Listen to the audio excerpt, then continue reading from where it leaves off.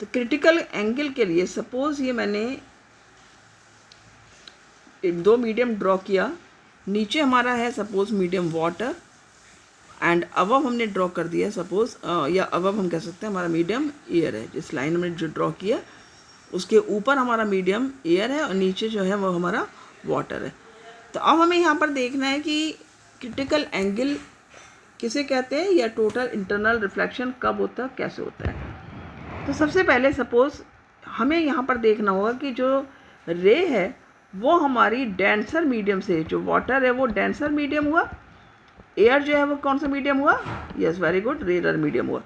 तो जो रे है हमारी डेंसर से रेरर में जानी है, ठीक है। तो यहाँ पर इस तरह से इसको देखना है हमें।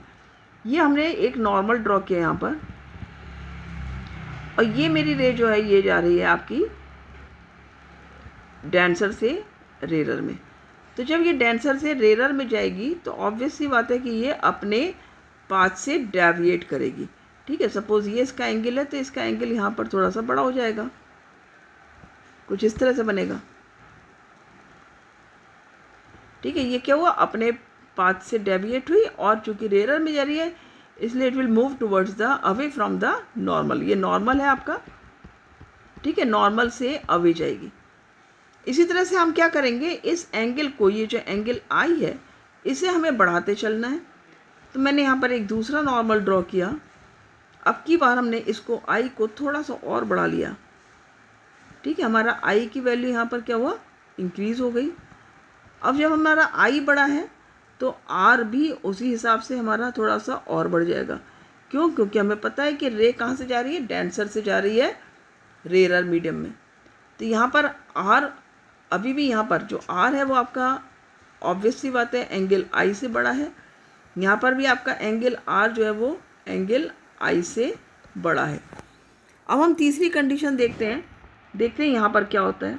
हमने क्या करना है, हमने आई की वैल्यू और ज़्यादा बढ़ा लेनी है।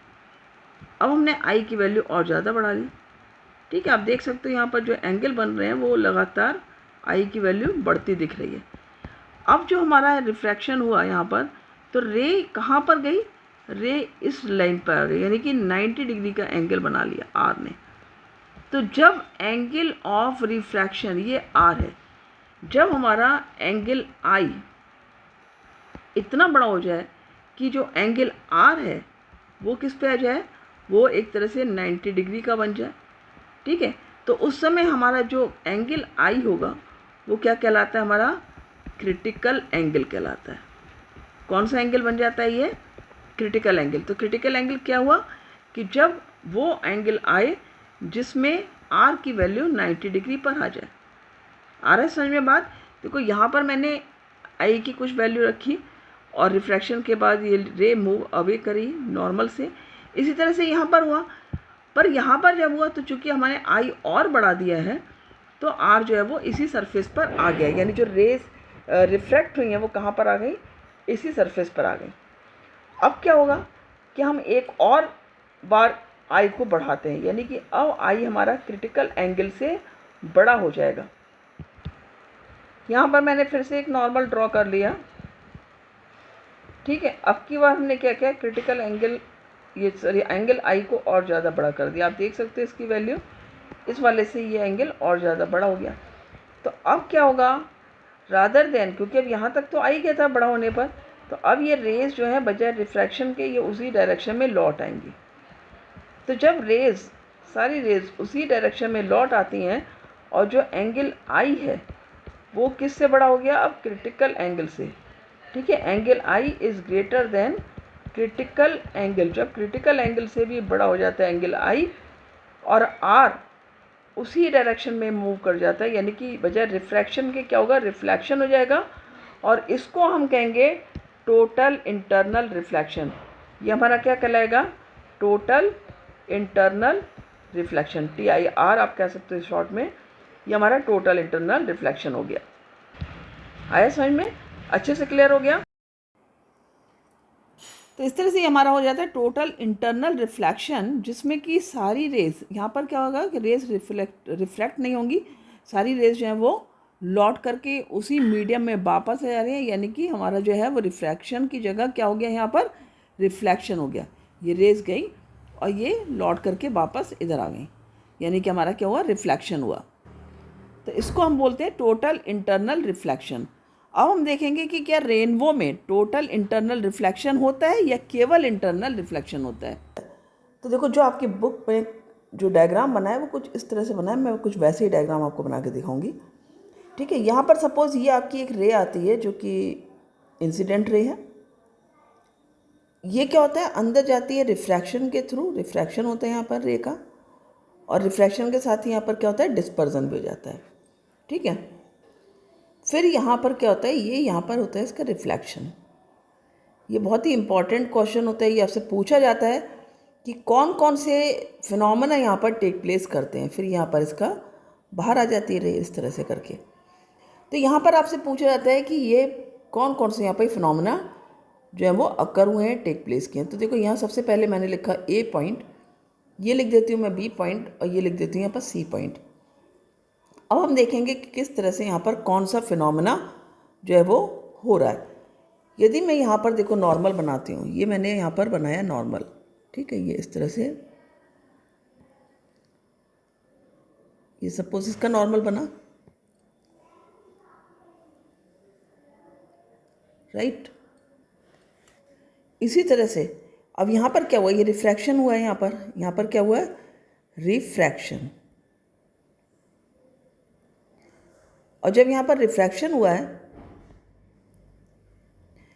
तो ये कौन सा एंगल हो गया है, ये एंगल हो गया आपका एंगल ऑफ इंसिडेंस, राइट। और ये वाला एंगल कौन सा हो गया, एंगल ऑफ रिफ्रैक्शन। अब ये रे यहाँ पर गई, देखो यहाँ पर जब रे आई है, इंसिडेंट रे आई है, तो कुछ रेज जो है वो रिफ्रैक्शन होंगी और कुछ इधर डिफ्यूज़ कर जाएंगी। तो जब यहाँ पर रे आई यहाँ पर, तो ये एंगल ऑफ रिफ्रैक्शन बना है, जो कि ऑब्वियस सी बात है, ये मीडियम है हमारा एयर,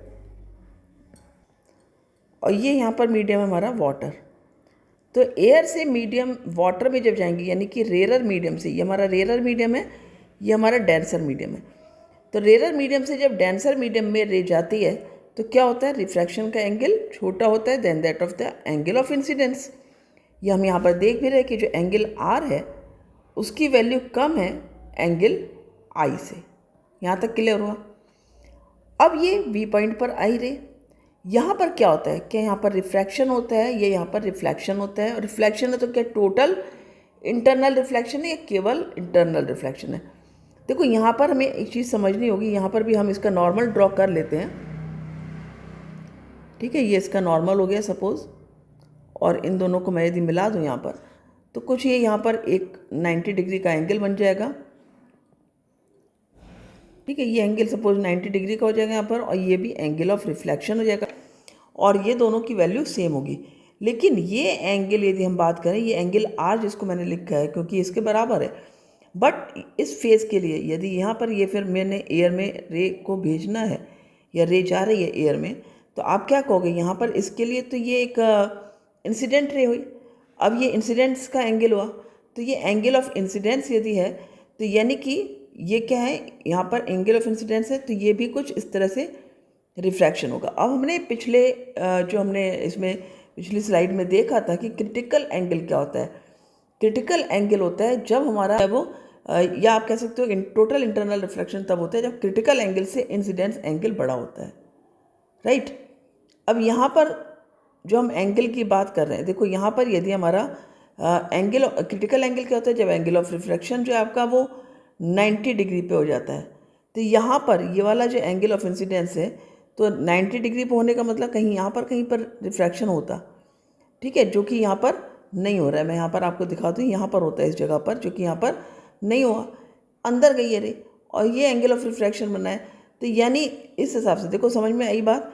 यदि ये एंगल ऑफ इंसिडेंस था और ये एंगल ऑफ रिफ्रैक्शन था, यदि मैं इसको एंगल ऑफ इंसिडेंस मान लूँ, इसको एंगल ऑफ रिफ्रैक्शन मान लूँ, तो क्या ये 90 डिग्री पर आ रहा है, नहीं आ रहा है।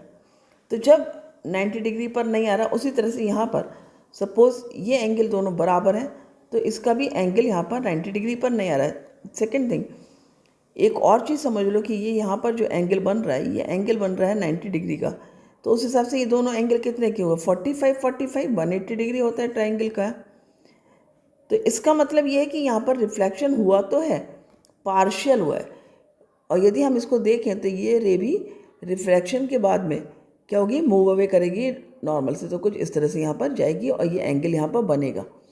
ठीक है, तो यहाँ पर क्या हो रहा है, यहाँ पर रिफ्रैक्शन भी हो रहा है लेकिन थोड़ी सी रेज जो है वो कुछ रिफ्लेक्ट हुई हैं और इसलिए यहाँ पर टोटल इंटरनल रिफ्लेक्शन नहीं है, यहाँ पर क्या है, सिंपल इंटरनल रिफ्लेक्शन होता है। ठीक है, तो ये आपको ध्यान रखना है कि कौन कौन से फिनोमेना यहाँ पर टेक प्लेस करते हैं। रिफ्रैक्शन होता है, फिर यहाँ पर डिस्पर्जन होता है। ठीक है, डिस्पर्जन के दौरान क्या होगा, ये लाइट रे जो है यहाँ पर स्प्लिट कर जाएंगी, वही स्प्लिट रे यहाँ पर आएंगी और जब वो बाहर आएंगी तो यहाँ पर सपोज़ कोई देख रहा है, ये आई है, तो यहाँ पर जो है यहाँ पर रेनबो दिखेगा। ठीक है, लेकिन यहाँ पर कुछ ही रेज से दिखता है, बाकी रेज जो है वो रिफ्रैक्शन हो जाता है, बाहर निकल जाती हैं। जैसा कि हम देखते हैं कि जब एक मीडियम से दूसरे मीडियम में रे जाती है तो रिफ्रैक्शन होता है। ठीक है, total reflection, total internal reflection उसी केस में होता है जब सारी की सारी रेज अंदर आएँ और बाहर नहीं जाती हैं, और जब एंगल ऑफ इंसिडेंस आपका बड़ा होता है क्रिटिकल एंगल से। ठीक है, जब क्रिटिकल एंगल से एंगल ऑफ इंसिडेंस बड़ा होगा तभी आपका जो है वो टोटल इंटरनल रिफ्लेक्शन होता है। जबकि यहाँ पर यदि हम देखें तो ये जो एंगल आर है, हमने जिसको एंगल आई जिसको हमने एंगल आर लिखा है, ये क्रिटिकल एंगल से छोटा है, तो यहाँ पर नहीं बन सकता, यहाँ पर टोटल इंटरनल रिफ्लेक्शन नहीं होगा, यहाँ केवल पार्शियल इंटरनल रिफ्लेक्शन आपका हो गई या फिर इंटरनल रिफ्लेक्शन होता है। तो ये क्वेश्चन बहुत बार एमसीक्यू में पूछा जाता है, जिसमें दो ऑप्शन इस तरह के दिए होते हैं कि रिफ्रैक्शन, डिस्पर्जन, इंटरनल रिफ्लेक्शन। तो यहाँ पर ध्यान रखो, और दूसरे में दिया था रिफ्रैक्शन, डिस्पर्जन और टोटल इंटरनल रिफ्लेक्शन, तो जिसमें केवल इंटरनल रिफ्लेक्शन है वो ऑप्शन हमेशा करेक्ट होता है। आई होप बहुत अच्छे से ये समझ में आ गया होगा। Thank you.